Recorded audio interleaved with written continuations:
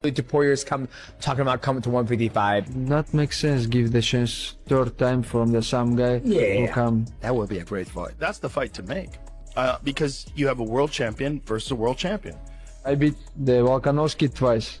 People still say you beat small guy. Yeah. He's not your weight division. If I beat Tapura, it's gonna be the same. The same thing. Everybody gonna talk same. But Like, if anybody deserves a fight for the world title in the next weight class, it's you. It's simple. Let me break down exactly what I'm seeing here. This transcript consists of 9 distinct video segments, each one separated by those divider lines you see throughout. So that's paragraph 1 through paragraph 9. And that's the exact structure I need to maintain in my output. Now, looking at the total length. Here, we're working with approximately 8,900 characters of content, which means my absolute minimum output needs to hit around 7,120 characters to meet that 80% threshold. But honestly, I'm aiming way higher than that. My target is to push this thing to around 10,000 to 11,500 characters. Really, It's simple. You knocked out Max Holloway. I mean, it's simple. You knocked out Alexander Volkanovski, one of the greatest of all time. It's simple. That's a no-brainer.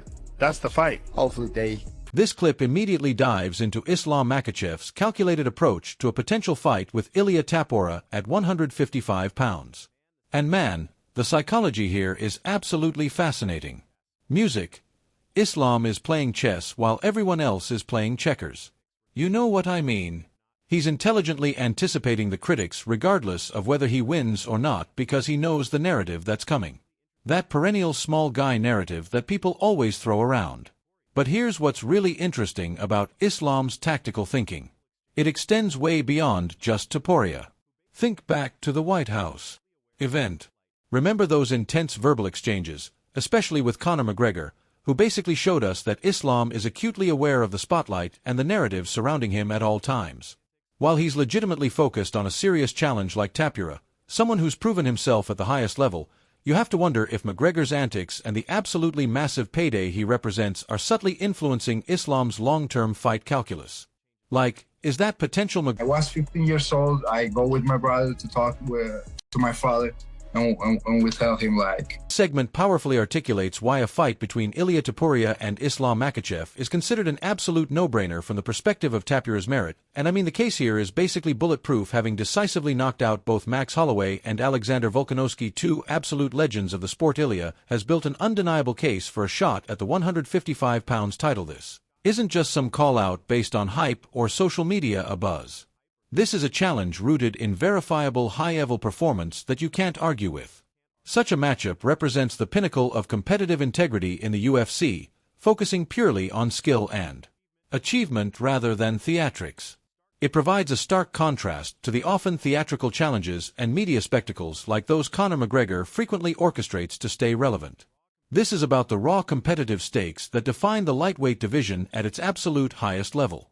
The UFC needs to make that fight happen because Ilia has been grinding all his life to get to this position, and that kind of dedication deserves to be rewarded with a... Hey Dad, we don't want to go to school anymore, but we really want to train, and we're gonna go like all day, every day into gym, and we're gonna train. And he told me like, if you're really gonna train... This short but incredibly poignant clip begins to unveil the deep-rooted drive behind Ilia Topuria's success, stating he's been grinding all his life to get to this position. And that's not just fighter talk. That's literal truth.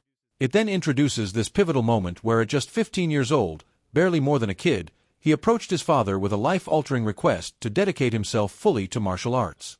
Think about that for a second. At 15, most of us were worried about video games and homework.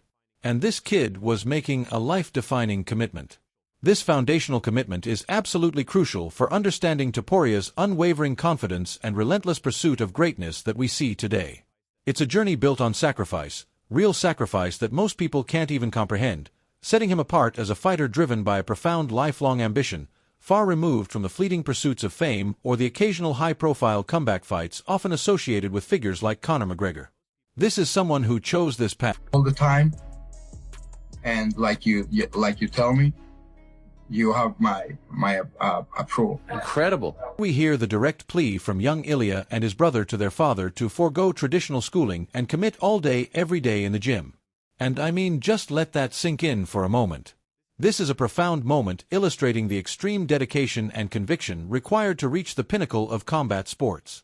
It wasn't a casual hobby or something they did after school. It was a complete life choice made at an incredibly young age when most kids can barely make decisions about what to eat for lunch. This unwavering focus on training day in and day out without the distractions of normal teenage life laid the groundwork for the absolutely formidable fighter Tapura is today. It underscores the deep-seated discipline that fuels his ambition for Islam's title. A discipline that resonates completely differently from the more extravagant public personas like that of Conor McGregor, who built his brand on flash and trash talk. This is old-school dedication, the kind that creates genuine, unstoppable